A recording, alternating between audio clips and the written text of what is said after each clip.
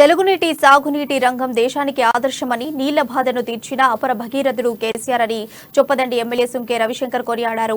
కరీంనగర్ జిల్లా గంగాధర మండలం కుఖ్యాల గ్రామంలో దశాబ్ది ఉత్సవాల్లో భాగంగా తెలంగాణ సాగునీటి దినోత్సవం నిర్వహించారు.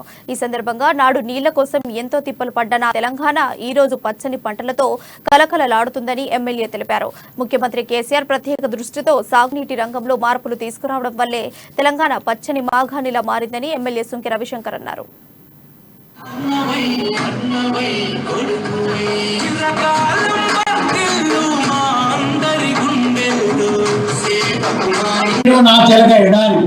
మరి మన తలాపులో ఉన్నటువంటి వచ్చేటువంటి గోదావరి ఆ ధర్మపురి మీదుగా అలా అలా అలా అలా పోయి సముద్రంలో కలుస్తుంది, ఆంధ్రలో పాలవుతుంది.